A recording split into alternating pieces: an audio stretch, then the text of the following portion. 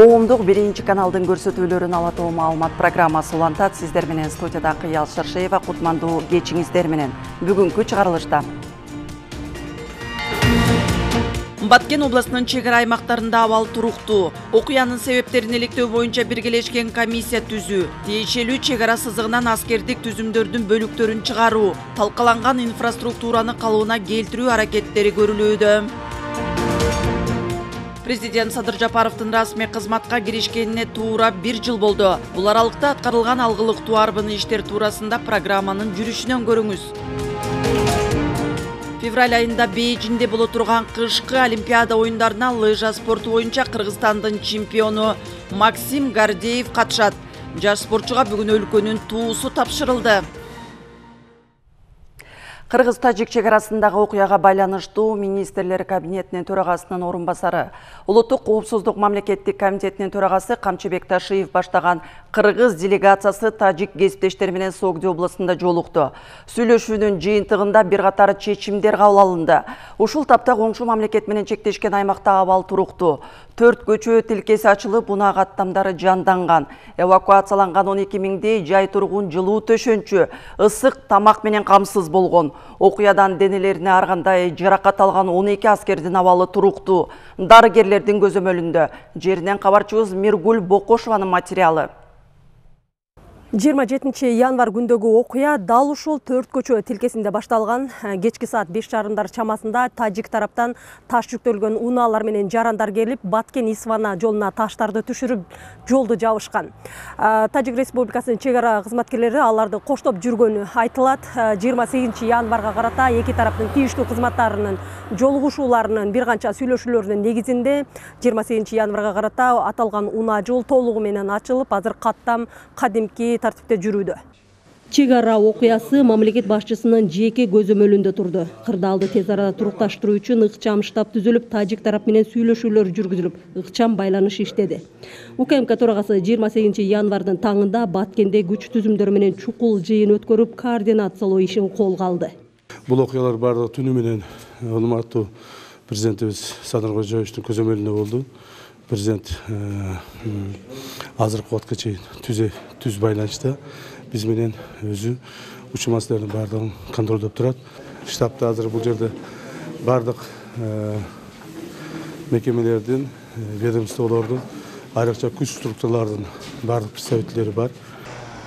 Чек арадагы көрүнүшкө күбө болгон тургундар буларга токтолду. Түнкү саат 3:30 чен атсам бирен чыккан жок, качкан жок, кеткен жок. Турдук шеерде. Енді бұл көпташ айылы. Коркпойт, кайтпайт экелер. Октор учуп атты. Түнү учуп атты, кадимкидей көрүнүп атты. Даң болуп атты. Кеткендер кетти.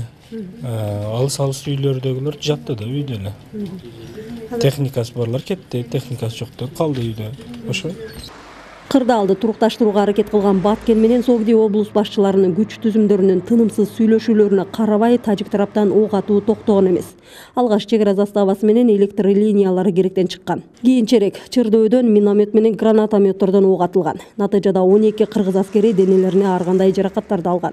Бул учурда Баткен облустук биргелешкен ооруканасы жабырлануучуларды кабыл алуу үчүн күчөтүлгөн тартипте иштеп жатты. Саламаттык сактоо кызматкерлерине коңшу шаарлардан жана Ош облусунан адистер тартылган. Учурда жабырлануучулардын абалы туруктуу, дарыгерлердин көзөмөлүндө.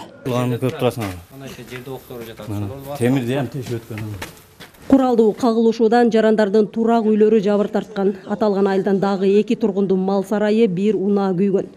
Алсак Көкташ айылынын тургуну Зайнедин Тагаевдин үйү коңшу Тажикстан Республикасы менен чектешкен аймакты дал ушул Союздун кезинде курулган суу каналы гана бөлүп турат. Тагыраак айтканда, чек ара менен үйдүн аралыгы 70 метрди түзөт. 27 январдын түнүндө тажик тараптан атылган ок тургундун турак үйүнө тийген.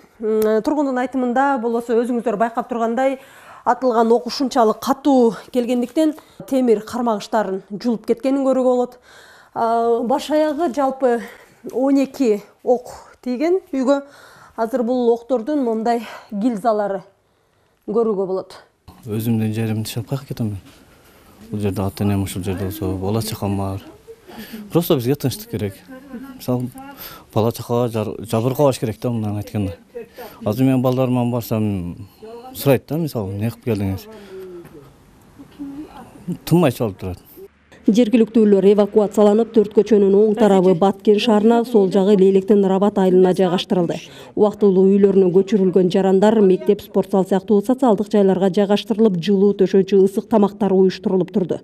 Алардын саламаттыгын көзөмөлдөө үчүн медицина кызматкерлери тартылган. Бул көчүп келген жарандарды тамак аш менен камсыз кылуу максат кылуу үчүн Баткен райондук жаран куром кызматтары жана Баткен районунун айыл өкмөттөрү ошондой эле ушу Баткен шаарындагы улуттук кызыл ай коомунун жардамдары менен ушу убактылуу көчүрүп келген жарандарыбызды тамак аш менен камсыз кылып келет. Ал арада төрт көчө тилкесинде кыргыз-тажик күч кызматкерлери биргеликте тартипти көзөмөлдөп турушту. Керектен чыккан электр линиялары калыбына келтирилди. Күндүн экинчи жарымында министрлер кабинетинин төрагасынын орун басары, УКМКнын төрагасы баштаган делегация тажик кесиптештери менен Согди областында жолукту. Болуп өткөн окуя боюнча биргелешкен комиссия түзүлүп, анын себеби иликтенет. Көчүрүлгөн тургундарды үйлөрүнө кайтаруу, аскердик бөлүктөрдү тиешелүү чек ара сызыгынан чыгаруу, бардык жол каттамдарды ачуу, талкаланган инфраструктураны калыбына келтирүү туурасында макулдашылды. Мындан ары чек ара аймагында чыр-чатактын алдын алууда эки тараптын бийлик органдары көзөмөлдөө бирге камсыз кылмай болду. Эң негизгиси бардык күч түзүмдөрүн, чек арага жакындаган күч түзүмдөрүн өздөрүнүн частарына кайтаруу.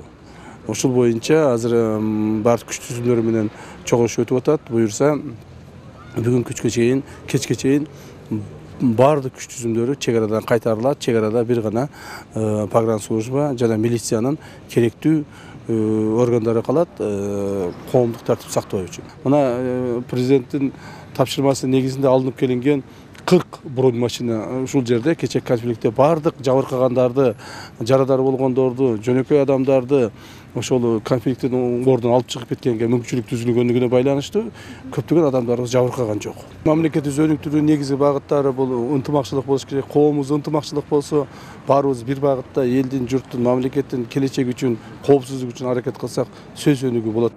Азыр Дубандын аймагында абал туруктуу. Баткен шаары менен Лейлик райондорунун борборлорунда жай турмуш өз нугунда уланууда. Базар, соода жайлары, унаа каттамдары иштеп жатат. Кооптуу аймактардагы 35 мектепте окуу убактылуу токтотулду. Миргүл Бокошова, Акжол Айбашев, Ала Тоо 24, Баткен облусу. Министрлер кабинетинин төрагасы Акылбек Жапаров кыргыз-тажик мамлекеттик чек арасындагы абал боюнча ыкчам кеңешме өткөрдү. Улуттук коопсуздук мамлекеттик комитетинин төрагасы Камчыбек Ташиев Баткен областындагы кырдаал жана тажик тарап менен болгон сүйлөшүүлөрдүн жыйынтыгы тууралуу маалымат берди.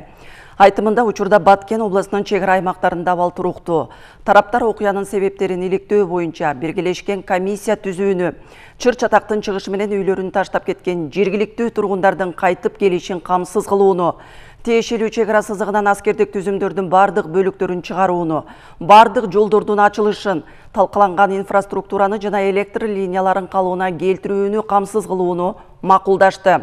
Президенттин Баткен областындагы ыйгарым укуктуу өкүлү Абдикарим Алимбаев, өзгөчө кырдаалдар министри Бообек Ажыкеев учурда жүргүзүлүп жаткан иштер боюнча маалымат беришти. Ыкчам кеңешменин жыйынтыгы боюнча министрлер кабинетинин төрагасы тийиштүү коомдук коопсуздукту, эвакуацияланган жарандардын үйлөрүнө аман-эсен кайтып келүүсүн, инфраструктураны калыбына келтирүүгө жана облустун башка муктаждыктарына зарыл финансылык каражаттардын бөлүнүшүн камсыз кылуу боюнча бир катар тапшырмаларды берди. Ошондой эле Баткен областынын чек арага жакын аймагындагы бардык турак жайларды мамлекеттин эсебинен камсыздандыруу боюнча тапшырмалар берилди.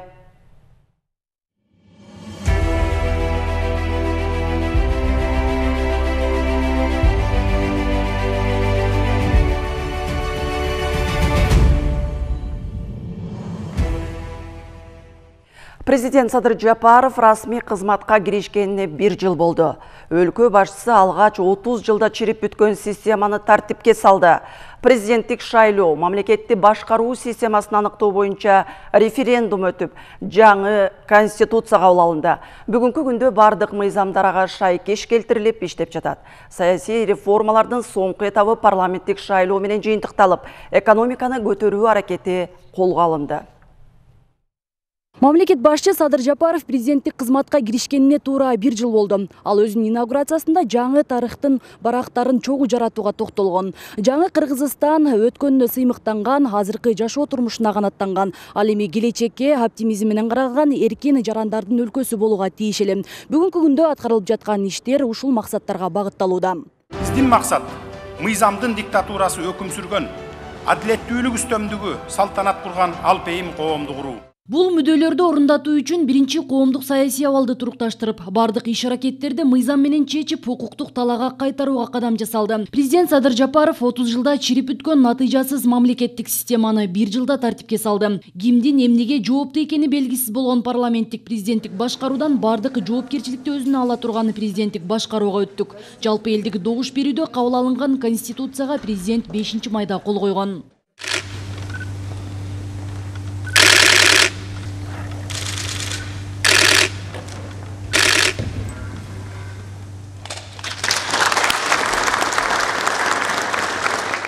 Эми президенттин биринчи жылдыгынын жарымысын ошол кабыл алынган конституциядагы нормаларды ишке ашыруу, мындай конституциялык реформа десек болот.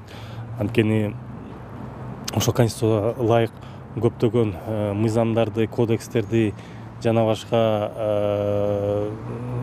актылардын баарын ошол референдумга ылайык биз жана конституцияны кабыл алгандан кийин ошого дал келтириш керек болчу да.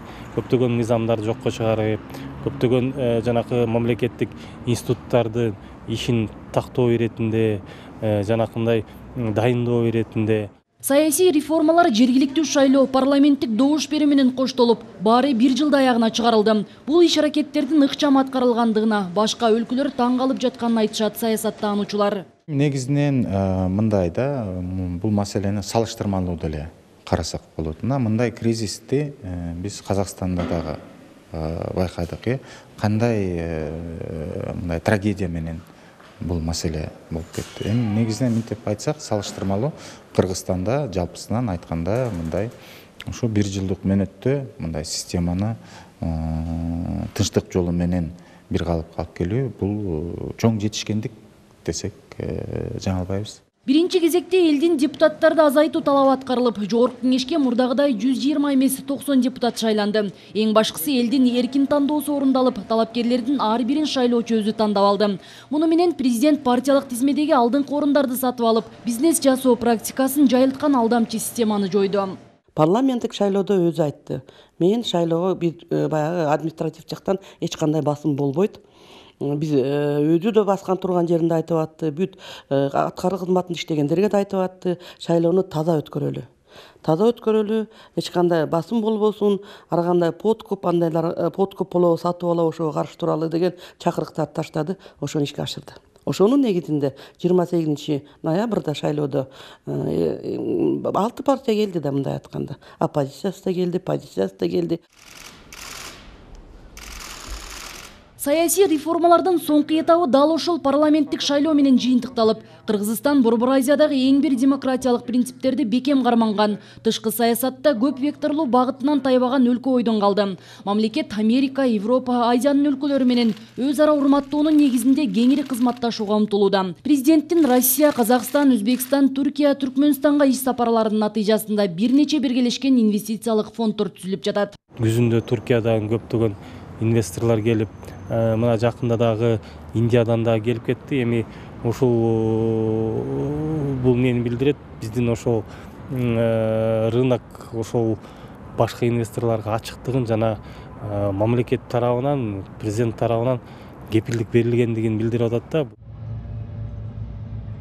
Ошол эле учурда сатыш керек, пайдасы жок деген ишканаларга президент катуу талап коюп, ири өлчөмдө киришеге чыга башташты. Мисалы, Манас аэропортунун таза киришеси 3 миллиард сом, Кыргыз темир жолу 1 миллиард 600 миллион сом киреше тапты. Ушундай мамлекеттик мекемелердин катарында Дастан заводу Мегаком компаниясы бар. Көп организациялардын баары пайда менен чыгып атат.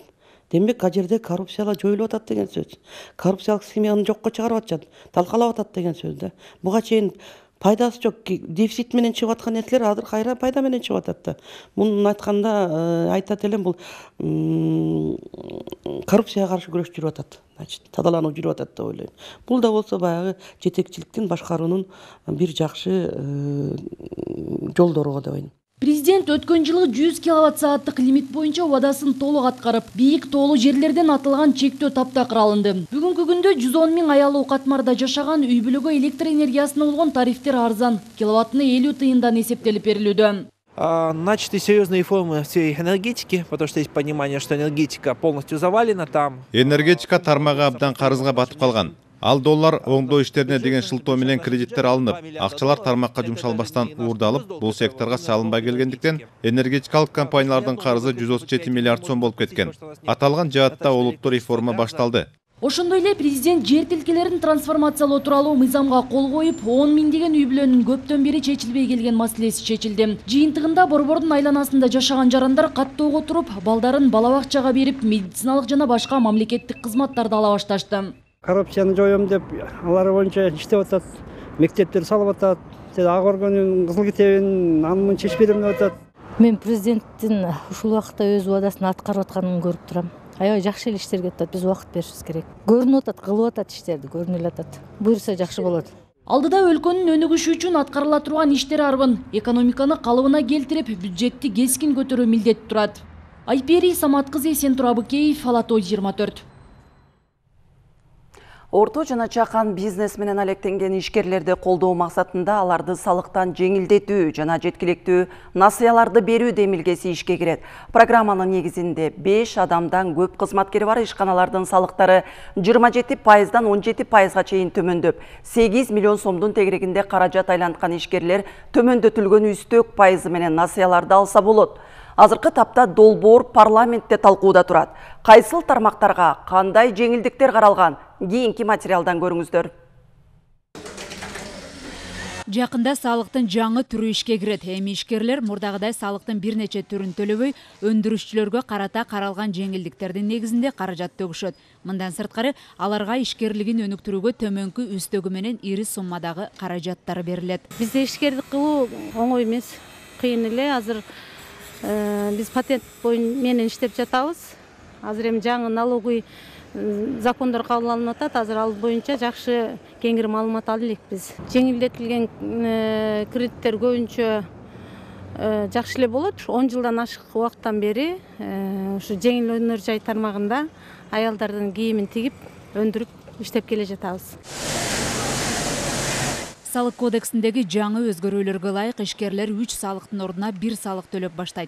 Муну менен көмүскө экономиканы азайтуу аракети каралган. Ошол эле учурда ыктыярдуу патент толугу менен жоюлуп, ордуна соода түйүндөрүндө көзөмөл кассалык машиналар коюлат. Анткени менен мындай талаптар чакан ишкерлерге тиешеси жок. 5ке чейинки жумушчусу бар мекемелер, мисалы 27,25%дан 17%га чейин чүрүү максатында 5 адамдан андан көбүрөөк болгон болсо аны 12%га чүрүү боюнча жана 15ден андан көбүрөөк болсо аны 17,25%га чүрүү максатында. Бул дагы бул мыйзам долбоорунун максатында бул ишкерликтерди чакан жана орто ишкерликтерди колдоо максатында биздин министрликтин жүргүзүп жаткан салымы жана колдоосу болуп эсептелинет. Бюджетти толтуруу боюнча социалдык милдеттерди аткаруу зарыл болгондуктан мамлекет башчы тарабынан экономикалык амнистия жарыяланган. Андан кийин мамлекеттин эсебинен байыгандар менен катуу күрөш жүрө баштаган. 1 жылдан ашык убакытта эле коррупциялык схемалар боюнча мамлекеттин кирешесине 8 миллиард сомго жакын каражат жана мүлк түрүндө кайтарылган. Ошондой эле экономиканы көтөрүү жана жергиликтүү ишкерлерге колдоо көрсөтүү багытында менчикти коргоо, бизнести колдоо, ички жана тышкы инвестицияны сактоо аракети да күчөгөн. Камсыздандыруу төгүмдөрүнүн тарифтери 2022-2024 жылга чейин 3 жылдык мөөнөткө жумуш берүүчүгө 17,5%дан жумушчунун санына жараша 4%га чейин кыскарды. Жылдык жүгүртүүсү 8 миллион сомго чейин болгон ишкерлер салык төлөөдөн бошотулду. Ишкердик субъекттердин укук коргоо органдарына текшерүүгө тыюу салуу узартылды. Жана башка дагы бир топ иштер жасалды. Президент кызматка киришери менен менчикти коргоо, ишкерлерди жана инвесторлорду колдоо боюнча 1 жылдын ичинде 4 жарлык чыгарып, баарында бюджеттин киришесин арттыруу жана экономикалык ишкерликти жакшыртууга басым жасаган. Азыр кытапта бул багытта тиешелүү министрликтер бир нече программаларды даярдап, алар жогорку кеңештин сынынан өтүүдө. Колдоо тапкан долбоорлор кол коюлган күндөн тартып күчүнө кирет. Элиза Нурматова, Нуркамил Асанов, Фалато 24. Ишкерлерди колдоо боюнча былтыр башталган жумуш быйыл да улантылат. Соңку жылдары айыл чарба тармагына өзгөчө көңүл бурулууда. Дыйкандарга жана фермерлерге жеңилдетилген насыялар берилди. Бул максатта мамлекеттик казынадан 20 миллиард сомго жакын каражат бөлүнүп, анын басымдуу бөлүгү аймактардагы долбоорлорду каржылоого жумшалды. Быйыл каражаттардын көлөмү да көбөйтүлүп, кепилдик алуу шарттары жөнөкөйлөштүрүлөт. Жыл өткөн сайын ишкер менен дыйкандарды колдоо боюнча программалар колго алынууда. Былтыр дыйкан фермерлер жеңилдетилген негизде 20 миллиард сом өлчөмүндө насыя алышкан. Бул каражаттардын 72% аймактарга багытталган. Быйыл мамлекет каражатты алгандар аны кайда жумшап жатканына дыкат көзөмөл салмай болууда. Ал эми банктар болсо насыя саясатын кайра карап чыгышы керек. Алсак, быйылкы жылы РСК банктын уставтык капиталы 5,4 миллиард сомго, Айыл банктыкы 5,5 миллиард сомго, жана Керемет банктын уставтык капиталы 8,7 миллиард сомго чейин көбөйтүлгөн. Кепилдик фонддун уставтык капиталы да 4,5 миллиардка чейин көбөйтүлүп, 6,5 миллиард сомду түздү. Пандемиядан жапа чеккен ишканаларга 10% үстөк менен насыя берилди. Бул ишти биз дагы эле улантып атабыз, себеби ишкерлерге дагы эле жардам бериш керек. Ошол себептен биз дагы азыр өзүбүздүн мыйзамды да өзгөртүп атабыз. Кичине мыйзам 13-16 жылда кичине ограничениялар бар болчу. Ошол себептен муну дагы кеңейтип, ишкерлерге көбүрөөк жардам бериш үчүн дагы ишти жүргүзүп атабыз. Айыл чарбасын колдоо программасын ишке ашыруу үчүн насыяларда Кыргыз-Орус өнүктүрүү фонду тарабынан берилүүдө. Фонддун төрагасы Артем Новиковдун айтымында быйыл насыя берүү эрежелери өзгөртүлөт. Нам удалось продлить действие льготной. Былтыр биз 200 миң доллардан 100 миллион долларга чейинки жеңилдетилген насыяларды берүү ыкмасын Баткен облусунда натыйжалуу ишке ашырдык. Талас облусуна 100 миң доллардан башталат. Жалпысынан Чүй менен Бишкекти эске албаганда каржылоонун 50% аймактарга жумшалды. Ал эми бардык 7 облусту кошкондо аймактарга берилген насыянын көлөмү 80%га жакындады. Бул 1 миллиард сомду түзөт. Өткөн жылдын 9 айында чет элдик инвестициянын агымы да 26,4%га өсүп, 503 миллион долларды түзгөн. Алсак 2020 жылдын 9 айына салыштырмалуу өздүк капиталга чегерүүлөрдү кошпогондо бардык компоненттердин агымынын көбөйүшү, алардын көлөмү 2,6 эсеге кыскарган. Тартылган тикелей чет элдик инвестициялардын жалпы көлөмүндө эң чоң үлүш Кытайга таандык 27,6%ды түзөт. Түркия 16%, Улуу Британия 10,5%, Нидерландия 9,9 жана Германияга 5,1% туура келет. Өткөн жыл инвестициялык фонддорду түзүү жагынан да ийгиликтүү болду. Ошентип Венгер, Кыргыз жана Өзбек Кыргыз өнүктүрүү фонддору иштей баштады. Алар уставтык капиталын 50 миллион долларга чейин көбөйтүүнү пландаштырууда. Фонддор инвестицияларды тартуу жана инвестициялык долбоорлорду ишке ашыруу үчүн аянтча болуп саналат. Экономисттердин айтымында, фонддордун түзүлүшү экономиканы чыңдоого өбөлгө түзөт. Мындай фонддор биздин бюджетке анча нагрузка келтирбейт. Улар өзлөрүнүн акчасы менен ошо Кыргызстандын экономикасын өнүктүрүүгө өзүнүн чоң салымын кошушат да. Ошондой эле ошол эки мамлекеттин ортосунда кандай проекттер болот? Венгрия менен Кыргыз тараптын, Кыргыз менен Өзбек тараптын ортосунда ошолор кызыктар болгон багытта ушулар финансирование болот да. Бул чоң бир жетишкендиктердин бири деп эсептейм. Ошол эле учурда эксперттер фонддордун түптөлүшү өлкөдө өзгөчө пандемиядан кийинки мезгилде чакан жана орто бизнести өнүктүрүүгө өбөлгө түзөт деген ойдо. Нургүл Жумабекова, Руслан Сабатаров, Алато 24.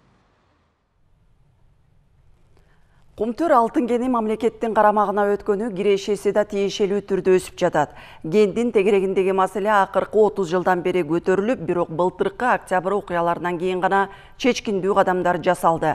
Май айында тышкы башкаруу киргизилип, эң негизгиси элдин талабы аткарылып, мындан ары алтын кени мамлекеттин кызыкчылыгы үчүн иштей турганын президент Садыр Жапаров билдирген. Жалпы эле тоо кен тармагындагы өзгөрүүлөр тууралуу кийинки сюжетте сөз болот.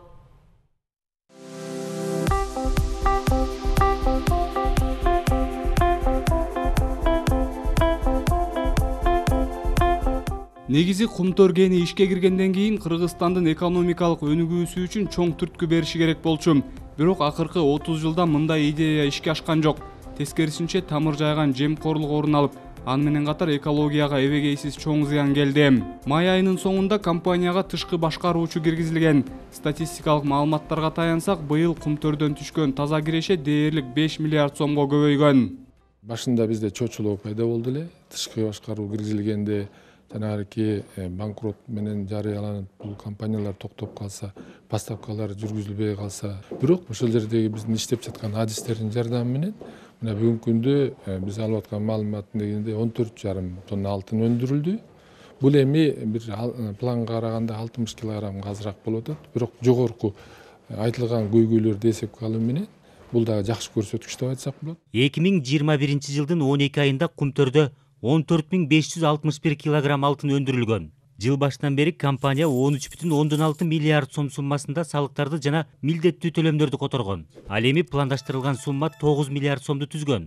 Натыйжада чегерүүлөр планы 150% ашкан. Өткөн жыл үчүн алтынды сатуудан келген жалпы каражат 856 миллион акш долларын түзүп, анын ичинен убактылуу тышкы башкаруу мезгилинде 621 миллион акш доллары түшкөн. Генди иштетүү мамлекеттин колуна өткөн маалдан тарта чет элдик компания жараткан тоскоолдуктардан улам июнь-июль айларында алтынды өндүрүү 60%га чейин кыскарып кеткен. Бирок кыска аралыкта баардык көйгөйлөр чечилип, сырткы башкаруу толук иштей баштаган август айынын аягынан тарта алтын өндүрүшү 90%га чейин жеткен. Жалпылап айтканда өткөн жылдын жыйынтыгы менен алтынды бөлүп алуу 88%га аткарылды. Тяжелые моменты, самые критические моменты мы эти все...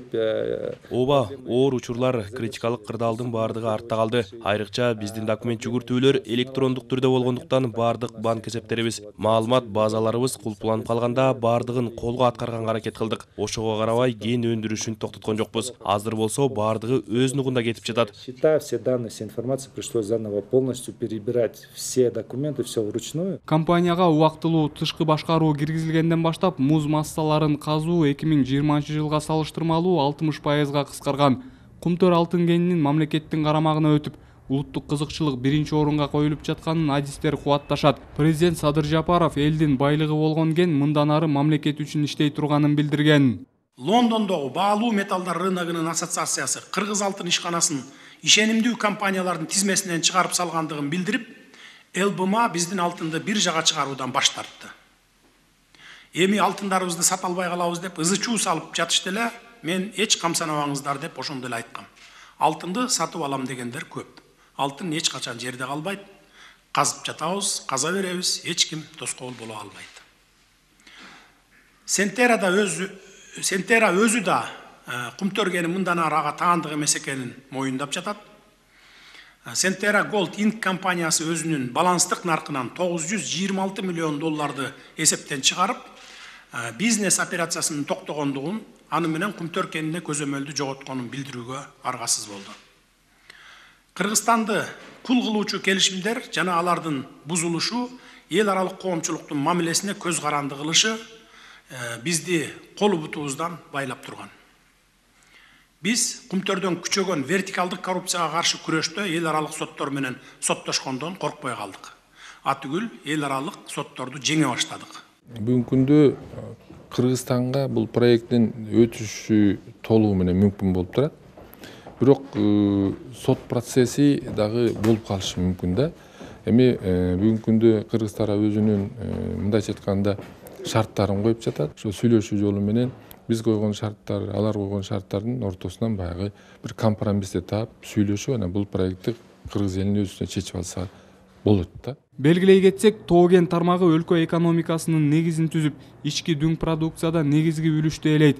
Кумтөр кенинин үлүшү эле 10%га жакын көрсөткүчкө жетет. Маселен, өткөн жылда ички дүң продукциянын көлөмү 723 миллиард сомду түзүп, мурдагы жылга салыштырмалуу 3,6%га өскөн. Ал эми Кумтөр кен казуу ишканаларын эсепке албаганда, ички дүң продукциянын көлөмү 668 миллиард сом болуп, өсүү 3,9%ды түздү. Самат Асипов, Тимур Сыдыгалиев, Ала Тоо 24. Мамлекет үчүн артыкчылыктуу багыттардын бири экономиканы өнүктүрүү, ички тышкы инвесторлорду тартуу, ишкерликти колдоо болуп эсептелет.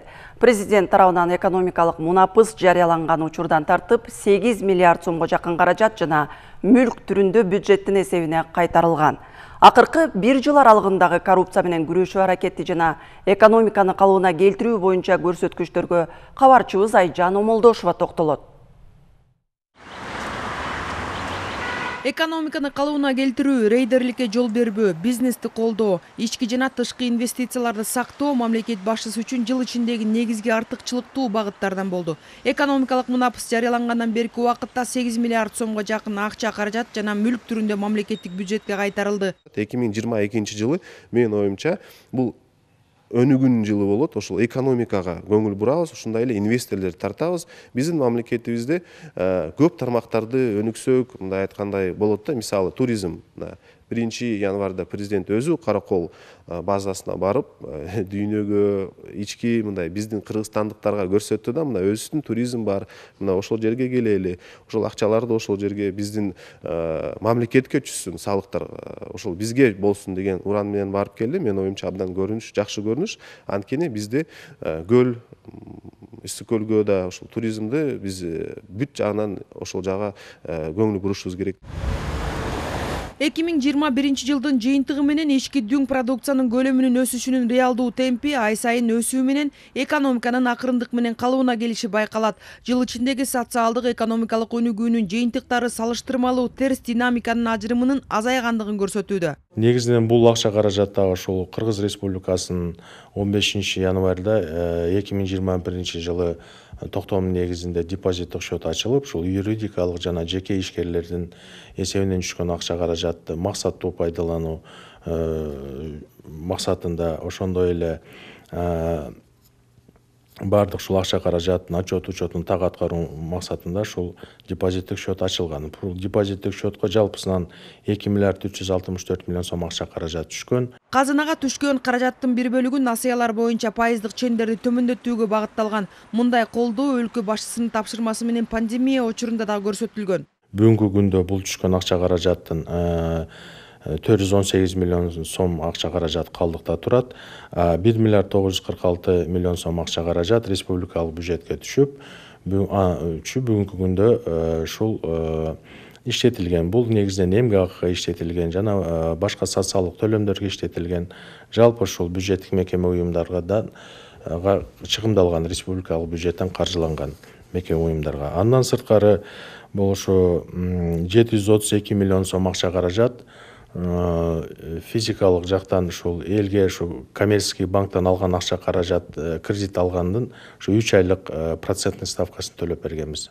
Серепчилердин баамында коррупция менен күрөшүүнүн жаңы ыкмасы экономикалык мунапыс жарыялангандан бери мамлекеттин эсебинен байыгандар менен катуу күрөш жүрдү. Мыйзам баарына бирдей, жогорку кызматтагы аткаминерлер, сот жана укук коргоо органдарынын өкүлдөрү камакка алынып, жоопкерчиликке тартылды. Коррупцияга каршы күрөш ушул тапта дагы күчүндө. Кыйын күрөш коррупция менен, баягы орусча айтканда Платон мне друг, но истина дороже. Ошон үчүн коррупция менен күрөштө эч кимисин мындай кандайдыр бир мурун бирге иштеген болсо же мурун бир партияда болсо ошолорго карабай баардыгын бирдей мыйзамды иштетип биздин бюджетке ушу коррупциялык жол менен алган акчалар кайрадан бюджетке келди.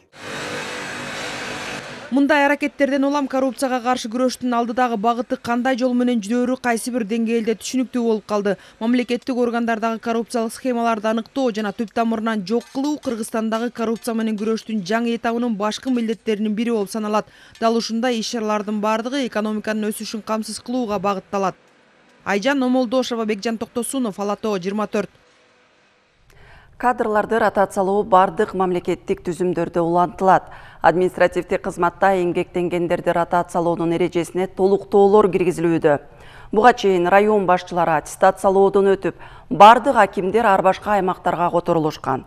Бул өлкө жетекчисинин талабы менен ишке ашып жаткан кадрдык реформанын алкагында аткарылууда. Былтыр март-апрель айларында район жетекчилеринин арасында аттестациялоо өткөрүлгөн. Анда бир катар акимдер жана алардын орун басарлары жетиштүү упай топтой албай кызматын тапшырууга аргасыз болушкан. Ал эми сыноодон ийгиликтүү өткөндөр акимдик кызматты аркалоону улантып жатышат. Болгону мурдагы ордунда эмес, башка аймактарга которулушкан. Жергиликтүү жетекчилерди ротациялоонун натыйжаларына байкоо жүргүзүлүүдө. Муну коомчулук өзү баалап атпайбы бүгүнкү күндө? Бул абдан жакшы. Мындай бир коомчулуктан да кабыл алынды. Ошол эле учурда мунун дагы бир жакшы нерсеси, бүгүнкү күндө тажрыйбалуу жетекчи баягы башка жакка дагы барып өзүнүн тажрыйбасын жайылтуу максатында болуп атат. Ошондуктан бул бүгүнкү күндө президенттин саясаты абдан бир жакшы мындай көргөзгүчтөргө ээ болуп атат. Акимдерди ротациялоо менен бирге алардын укуктары да кеңейтилген. Бул жергиликтүү деңгээлдеги социалдык экономикалык маселелерди жеринде чечилишин камсыз кылуу үчүн көрүлүп жаткан чара. Себеби көпчүлүк көйгөйлөрдү чечүүдө акимдин укугу жетишсиз болуп, кайрылуулардын баардыгы борбордук бийликке гана багытталып келген. Район жетекчиси айыл өкмөт башчыларын, ал тургай райондук деңгээлдеги шаар мэрлерин кызматка дайындап, кызматтан бошото да алат. Эми кадрларды ротациялоо баардык мамлекеттик түзүмдөрдө улантылат. Анын ичинде административдик кызматтарда ротация жүргүзүүнүн ыңгайлуу жолу иштелип чыгып, тиешелүү мекемелер макулдашкан. Учурда ал президенттин администрациясынын кароосунда турат. Мурда мекеменин, мамлекеттик органды, муниципалдык органдын жетекчиси демилгелесе, азыр кызматчынын өзү да демилгелеп ротация боло алат да, көрдүңөрбү? Мындай бир жакшы шарттар түзүлүп атат. Ошол эле учурда мурда 1 жылга чейин баягы кызматчы иштеп турганды ротация кыла албайт элек. Бүгүн ал дагы норма жок. Ротация орун алмашуу менен гана чектелип калбашы керек. Анын негизги максаты коррупциялык тобокелчиликтердин алдын алып, иштин натыйжалуулугун арттыруу болуп саналат. Негизги ротациянын максаты бул конфликт интересов деп коет, же болбосо коррупцияны азайтуу. Ошол эле мамлекеттик органдардын кылган жумушунун эффективдүүлүгүн көтөрүү. Анан тышкарысынан мамлекеттик кызматкерлерди жалпы Кыргызстанды жакшыраак билиш үчүн ошо ротация жасаганы жакшы. Ротация кылганда бир киши бир кызматта көп убакыт иштебейт дагы, анан жаңы жерге баргандан кийин баягындай көп байланыштары болбойт да. Ар кандай коррупцияга алып келген байланыштардан биз алысыраак болобуз дагы. Ошондуктан ал кишини ротация аркылуу биз ошондой баягы превентивный мера деп коебуз. Атайын ошондой шартта түзүлбөш үчүн ротация аркылуу ошондой иштерди алып барабыз. Мамлекет тарабынан алып барылыш керек. Кадрларды ротациялоо президенттин талабы менен ишке ашып жаткан мамлекеттик башкаруу реформасынын алкагында аткарылууда. Калыгул Асанбаев, Азамат Кыдыр Токтоев, Ала-Тоо 24. Өздөрүнө тиешелүү жер участактарын 20 жылдан бери мыйзамдаштырып ала албай жүргөн жарандардын маселеси жакынкы жаз айларында чечилгени турат. Бул маалыматты кадастр мамлекеттик мекемеси бекемдеди. Кыргызстандын аймагындагы жалпысынан 80 миңден ашык ушундай талаштуу жер аянттар бар. Азыр жергиликтүү тургундарга кызыл китебин берер алдында мурда аларга берилген жер мыйзамдуу болгонбу же жокпу деп дагы бир жолу тактап, аныкталып текшерилип жатат. Миңдеген үй бүлөлөрдүн жүрөгүнө үйгөн маселеге президент Садыр Жапаров былтыр жыл аягында чекит койду. Мурдагы президенттер жылдап чече албай келген маселенин жоопкерчилигин өзүнө алып, жаңы жылды утурлай чечим кабыл алды. Үй жайы, жер участогу турса дагы ошону мыйзамдаштыра албай укугу чектелүү болуп келген 10 миңдеген жарандардын багы ачылды. Президенттин тапшырмасынан кийин министрлер кабинети 48 гектар аянттагы жер участоктарын мыйзамдаштырды. Учурда жылуулук борбору 2 аймагында жашаган тургундар колуна кызыл китеп алууда. Жаш кезде бир диплом алып, бир эме сыйлык алганда ушинтип толкунданып сүйүнчү элек, ошондой болуп толкунданып атам, сүйүнүп атам. Кызыл китеп жок, көйгөйлөр болот да, больницага көрүнө албайбыз, справка ала албайбыз. 2008-жылы сатып алганбыз үйдү. 2010-жылы салып баштаганбыз. Президентибиз Садыр Нуркожоевичке рахмат. Бирөө сөзү менен мэрияга да чоң рахмат. Ушул документибизди 2 күндүн ичинде бүтүрүп, бүгүн 3-күн документибизди берип атат. Азыркы күндө Ак Ордо 3 конушунда жайгашкан турак жайлар толугу менен инвентаризациядан өтүп, башкалар менен талаштуу маселеси жок болгондоруна мыйзамдуу документтери берилип жатат. Президент ошондой эле жерди мыйзамсыз басып алуу иштерине мындан ары жол берилбесин айтып, өзгөчө айыл чарба максатындагы жер аянттарын сактоо маанилүү экендигин белгилеген. Эскертерим, жыл сайын азык-түлүк коопсуздугун камсыздоо дүйнөдө тартыштыкты жаратууда. Бул максатта мындан ары айдоо жерлери өз багытында гана пайдаланылат. Ким басып алып, мыйзамсыз үйлөрдү салса, катуу жоопкерчиликке тартыларын эскертемин. Менин тилегим кыргызстандыктар өз жеринде кор болбой, жакшы жашаса деймин. Жаңы жылдан кийин өкмөт Кыргызстанда канча мыйзамсыз, документи жок үйлөр болсо так маалымат чогултула деген тапшырма берген. Азыр жерлерде райондук жерди аныктоо комиссиялары иш алып барууда. Алар баардык маалыматты 10 февралга чейин тактап чыгат. В данный момент общий 83.234 деп примерный алдын ала эсеп беришкен. Азыр ошолордун бир наверное чейин буюрса 10 февралга сурап койгон, ага чейин 71.000-72.000 единицасын кыдырып бүттүк. Буюрса тактап атабыз. 10 февралга чейин толук үлгүрөсүздөр да. Кудай буюрса 10 февралга чейин биз чыгарып, канча аныктап 100% аныктап беребиз. 10 февралдан ары аныкталып такталган маалыматтын баардыгы өкмөткө берилет. Андан кийин тиешелүү мыйзам жогорку кеңештин кароосуна, андан кийин президенттин кол коюусуна сунушталат. 10 марттан кийин буюрса мыйзам талкуудан өтүп, президенттин кол коюлуп бүтүп жарык чыкса, ошондон кийин элдерге мамлекеттик актыларын беребиз. Азыркы учурда мыйзамсыз курулуштардын санын тактап, аныктап, мыйзамга ылайык документтештирүү жумуштары жүрүүдө. Тариел Чуңгулов, Азамат Кыдыр Токтоев, Ала Тоо 24. Бейжиндеги кышкы Олимпиада оюндарына катыша турган спортчу Максим Гордеевке өлкөнүн туусу тапшырылды. Аны мамлекеттик катчы Сүйүнбек Касманбетов өлкө башчысынын атынан тапшырып куттуктады. Кышкы Олимпиада оюндары 4-төн 20 февралга чейин болот. Кыргызстан 8-чи рет катышканы турат. Ушуну менен программабыз соңуна чыкты. Өлкөбүз тынч болсун, амандыкта көрүшөлү.